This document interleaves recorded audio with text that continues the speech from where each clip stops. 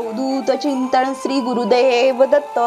श्री गुरुचरित्र पारायण अध्याय 37. गृहस्थाश्रमाचा आचार धर्म.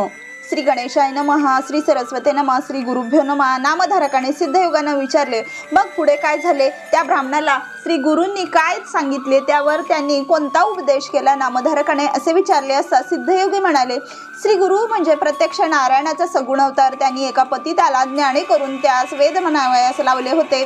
त्यांना अगम्य असे काहीच नाही. त्रयमूर्तीचा अवतार, भक्त जनाचा कल्पवृक्ष अशा श्री गुरूंनी गृहस्थाश्रमात ब्राह्मणाने आपले आचरण कसे ठेवावे, कोणता आचार धर्म पाळावा, काय करावे, काय करू नये ते सविस्तर सांगितले.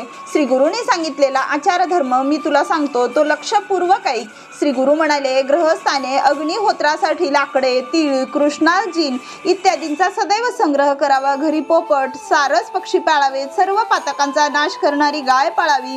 आज देवापुढे विधान करतो, घर सदैव झाडून स्वच्छ ठेवावे. देवापुढे सुंदर रांगोळ्या काढावेत. यथाशास्त्र पूजेचे सर्व साहित्य ठेवावे. संध्येप्रमाणे ब्राह्मणाने त्रिकाल देवपूजा करावी. त्रिकाल शक्य नसेल नाही तर निदान प्रातःकाळी देवपूजा करावी. प्रातःकाळी न जमल्यास मध्यान्हकाळी पूजा करावी. संध्याकाळी समंत्रक देवाला फुले वाहावीत. ब्राह्मण कुळात जन्मास घेऊन जो देवपूजा करीत नाही, वैश्वदेव करीत नाही, त्याला यमयातना भोगाव्या लागतात.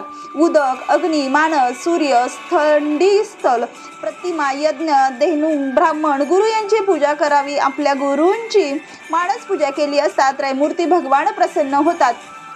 पूजा चारी पुरुषार्थाची प्राप्ती होते. षडोपचारे पूजा करावी. पूजा करताना वैदिक पौराणिक मंत्र म्हणावेत. देवापुढे दीप प्रज्वलन करावा. देवावरील निर्माल्य काढून तो नैऋत्य दिशेला ठेवावा. प्रथम शंख, घंटा यांची पूजा करावी. नंतर देवांची पूजा करावी. पूजेला प्रारंभ करण्यापूर्वी प्राणायाम करावा. न्यास म्हणावेत. गायत्री मंत्र म्हणावा. मग ज्या देवतेची पूजा करायची आहे त्याला देवतेचे ध्यान, पुरुष सूक्तामधील 16 ऋचांचा उच्चार करून देवाला पाद्य, अर्घ्य इत्यादी 16 उपचार अर्पण करावेत. याला षडोपचारे पूजा असे म्हणतात. पूजेसाठी देवाला वाहावयाची फुले ताजी, सुगंधी, स्वच्छ असावी. ती किडकी, सडकी, गळून पडलेली, पायदळी तुडवलेली नसावी. जाई, जुई, मोगरा, शेवंती, चाफा, कमळ इत्यादी फुले देवांना आवडतात. गणपतीला तुळस वाहू नये. देवीला दुर्वा वाहू नये. देवाला धूप, दीप, नैवेद्य अर्पण करावा.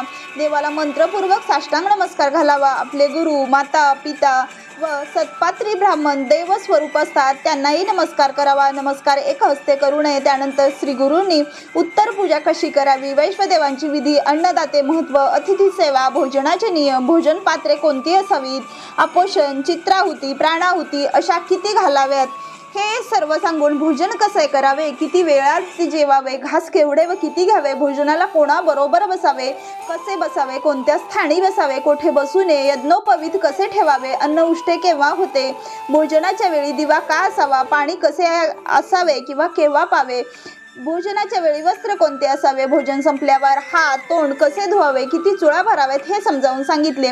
कोणते अन्न शिळे समजावे, कोणाच्या स्पर्शाने अन्न अग्राह्य होते, कोणते पदार्थ खावेत, कोणते खाऊ नयेत, भोजनानंतर तांबूल कसा खावा, कोणी खाऊ नये हे सर्व सांगितल्यावर झोपण्याचा विधी सांगितला.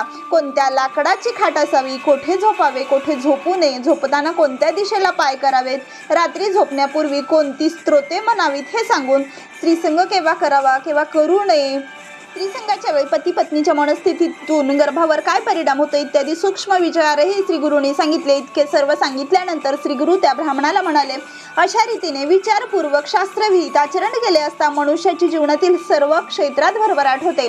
त्याला उत्तम यश प्राप्त होते. तो दीर्घायुषी होतो. तो देवांना वंद्य होतो. त्याच्या घरी कामधेनू येते.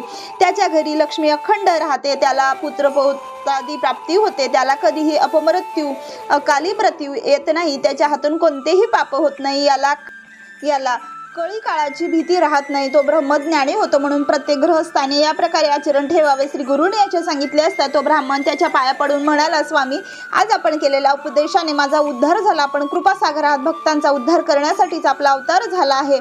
आज माझा अज्ञानरूपी अंधार नाहीसा झाला आहे. आपण माझ्या अंतःकरणात ज्ञानज्योत प्रज्वलित केली आहे. असे बोलून त्या ब्राह्मणाने श्री गुरूंच्या चरणावर लोटांगण घातले. त्यावेळी संतुष्ट झालेले श्री गुरु त्यांना म्हणाले, आता तुला भिक्षेला जाण्याची गरज नाही. आचार धर्माचे पालन करून तू सुखाने राहा. तुझ्या सर्व इच्छा पूर्ण होतील. तुला कन्यापुत्र होतील याबद्दल काहीही शंका बाळगू नको. श्री गुरुने असा आशीर्वाद दिला असता त्या ब्राह्मणाला अतिशय आनंद झाला. त्याने श्री गुरूंनी सांगितलेल्या आचार धर्माचे पालन केले, त्यामुळे त्याच्या सर्व इच्छा पूर्ण झाल्या. सिद्धयोगी नामधारकाला म्हणाले, श्री गुरुचरित्र असे आहे ज्याचे जो श्रवण करील तो मूर्ख असला तरी ब्रह्मज्ञानी होईल. अशा रीतीने श्री गुरुचरित्र अमृतातील कर्ममार्ग निरूपण नावाचा 37वा अध्याय समाप्त. श्री गुरु दत्तात्रय अर्पणास्तु. श्री गुरुदेव दत्त. अध्याय 38. भक्ताची लाज राखली. श्री गणेशाय नमः. श्री सरस्वते नमः. श्री गुरुभ्यो नमः. नामधारकाने सिद्धमुनींना विनंती केली, हे योगीराज, श्री गुरुचरित्र ऐकण्याची मी अतिशय आतुर झालो आहे. पुढे काय झाले ते मला सांगा. सिद्धयोगी म्हणाले, नामधारका, तुझी जिज्ञासा पाहून मला अतिशय आनंद होत आहे. तुझ्यामुळे मला परलाभ झाला आहे. मला एक कथा आठवली आहे, ती मी तुला सांगतो. नामधारका, श्री गुरु नरसिंह सरस्वतींना त्यांचे अनेक भक्त द्रव्य आणून देत असत, परंतु श्री गुरु ते स्वतःसाठी स्वीकारित नसत. ते त्या भक्तांना त्या द्रव्यातून अन्नदान करण्यास सांगत असत. त्यामुळे गाणगापुरात रोजच्या रोज समाराधना होत होती, त्यात कधीही खंड पडत नसे. एके दिवशी काश्यप गोत्रातील भास्कर नावाचा एक गरीब ब्राह्मण श्री गुरूंच्या दर्शनासाठी मठात आला. आपल्या हस्ते स्वयंपाक करून श्री गुरूंना भोजन देण्याचा त्याचा संकल्प होता. 3 लोकांना पुरेल एवढा शिदा त्याने आणला होता, परंतु नित्य चालू असलेल्या समाराधनेमुळे त्याला श्री गुरूंना भोजन देण्याची संधीच मिळत नव्हती. 3 महिन्यापर्यंत तो ब्राह्मण इतर भक्तांनी केलेल्या समाधारणेतच भोजन करीत असे. 3 लोकांना पुरेल एवढ्या शिद्याने हा समाधारणा घालणारा आहे हे इतर भक्तांना समजले. तेव्हा त्या भास्कर ब्रह्मचार्याची थट्टा करू लागले. प्रत्येकाच्या वाट्याला एक शीत तरी येईल का असे ते त्या ब्राह्मणाला विचारतात. त्यामुळे तो बिचारा ब्राह्मण दुःखी होत असे, पण तो कोणाला काय बोलणार.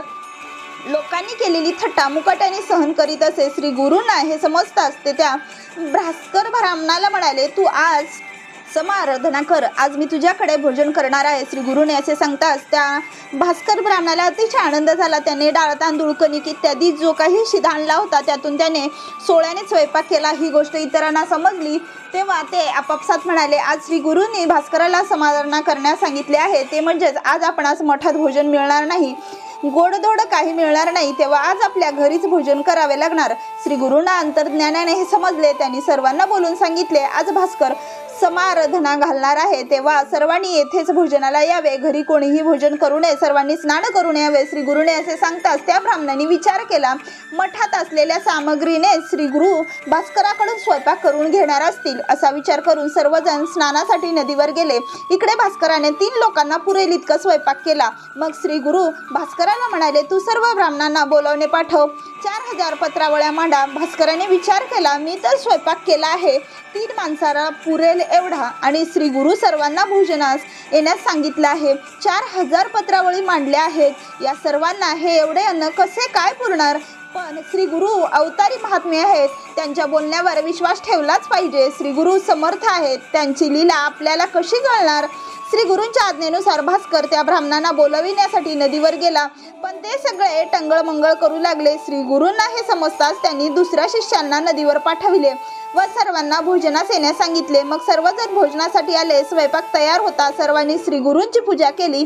4000 पत्रावळी मांडून झाल्या होत्या. मग श्री गुरूंनी आपले वस्त्र त्या अन्नावर झाकले, त्यावर कमंडलूतील तीर्थ शिंपडले. मग श्री गुरु त्या भास्कर ब्राह्मणाला म्हणाले, अन्नावरील वस्त्र न काढता न दुसऱ्याच्या पात्रात काढून घ्यावे व वाढावे. श्री गुरूंच्या सह सर्वजण भोजनास बसले. वाढणे सुरू झाले, पण काय आश्चर्य असे की अन्न कितीही वाढले तरी ते पहिले होते तेवढेच शिल्लक होते. हजारो ब्राह्मण पोटभर जेवले, पण अन्न काही संपेना. मग श्री गाणगापुरातील सर्व स्त्री, पुरुष, मुले यांना भोजनासाठी बोलविले. सगळे पोटभर जेवले. मग गाणगापुराच्या शेजारच्या गावातील लोकांना भोजनासाठी बोलवले, तेही पोटभर जेवले. त्या दिवशी गाणगापुरातील व सर्व परिसरातील एकही मनुष्य उपाशी राहिला नाही. मग श्री गुरूंनी भास्कराला भोजन करण्यास सांगितले. भास्कर जेवला, तरी सुरुवातीला तयार केले होते तेवढेच अन्न शिल्लक. शेवटी ते अन्न जलचरांना अर्पण केले. त्या दिवशी भास्कराने केवळ 3 लोकांना पुरेल एवढा शिधा आणला होता. तेवढ्या शिद्याच्या तयार अन्नात 4000 लोक जेवले. केवढा हा चमत्कार. ही सगळी श्री गुरूंची कृपा. या प्रसंगाने श्री गुरूंची कीर्ती सर्वत्र पसरली. गाणगापुरातील हे संन्यासी साधे संन्यासी नाहीत, ते साक्षात त्रयमूर्ती दत्तात्रयांचे अवतार आहेत, याची लोकांना खात्री पडली. सर्वांनी श्री गुरूंचा जय जयकार केला. नंतरच्या काळात देशोदेशीच्या अनेक लोकांनी श्री गुरूंचे शिष्यत्व पत्करले. आपल्या भक्ताच्या रक्षणासाठी श्री गुरूंनी असे कितीतरी चमत्कार केले. एका प्रेताला सजीव केले, शुष्काष्टास पालवी फुटली, त्रिविक्रम भारतीला विश्वरूप दाखवले, वांजमाई जुक्ती केली, कुष्ठरोग झालेला ब्राह्मणाला रोग नाहीसा केला, पतितामुखी वेद वदविले, एक विणकरी भक्ताला श्री शैल्य पर्वत दाखवून त्याला काशी यात्रा घडविली. श्री गुरूंच्या लीला अपार आहेत. अनेक देवदेवतांनी आराधना केली असता उशिराने कामना पूर्ण होतात, परंतु श्री गुरु नरसिंह सरस्वतीच्या केवळ दर्शनाने सर्व इच्छा तात्काळ पूर्ण होतात. म्हणून सरस्वती गंगाधर सांगतात, लोक हो तुम्ही श्री गुरूंची सेवा करा. अशा रीतीने श्री गुरुचरित्रामृतातील अन्नपूर्ती द्विकच सहस्त्र भोजन नावाचा 38वा अध्याय समाप्त. श्री गुरुदत्तात्रेय अर्पणास्तु. श्री गुरुदेव दत्त.